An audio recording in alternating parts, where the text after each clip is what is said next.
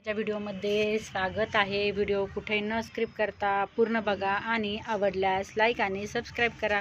तर हे बघा, हे आबोलीचे फुलं आहेत आणि खूप सुंदर असतात। याचबरोबर याचा गजराही खूप छान होतो आणि यामध्ये भरपूर असे वेगवेगळे कलर्स आहेत।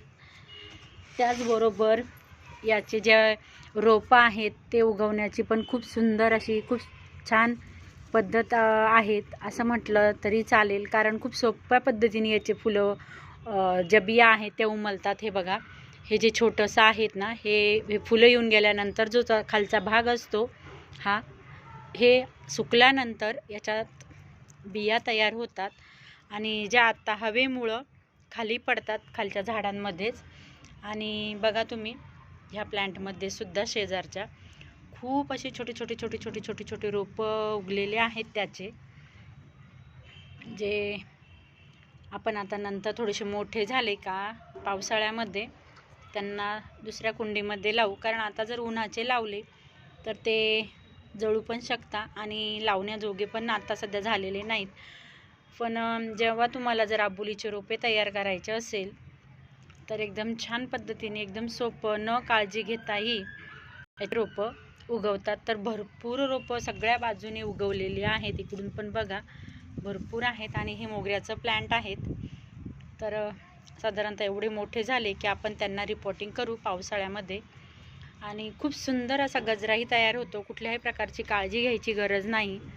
त्याचबरोबर फक्त याला पाण्याचे प्रमाण व्यवस्थित ठेवा, दिवसातून एकदा पाणी द्या, त्यानंतर थोडंफार 3-4 महिन्यातून एकदा शेणखत मी दिलं होतं आणि भरपूर असे गुच्छाच्या स्वरूपात भरपूर फुले येतात। वर्षभर आपल्या गार्डनमध्ये फुलं हे प्लॅन्ट देतं आणि खूप छान पण वाटतात, दिसायलाही खूप सुंदर आहेत। जास्त काळजी पण घ्यायची गरज नाही।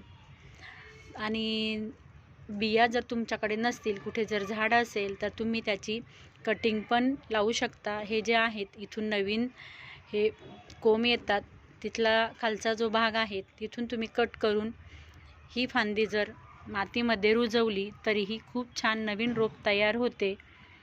तर बघा, तुम्हाला जर बिया मिळाल्या नाही तर तुम्ही फांदीपासूनही रोपे तयार करू शकता। त्याचबरोबर हे प्लॅन्ट छोट्या कुंडीमध्ये पण येते। मी आता एकदम छोट्या कुंडीत लावलेले आहेत, पण खूप छान पद्धतीने झाले आहेत।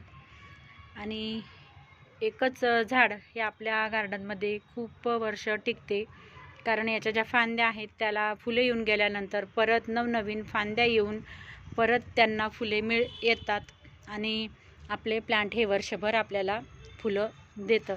यामध्ये कलर म्हणाल तर भरपूर असे वेगवेगळे आता नवीन कलर्स आहेत। व्हाईट आहेत, आता हा आबोली कलर आहेत, निळा आहेत, भरपूर वेगवेगळे कलर्स आहेत।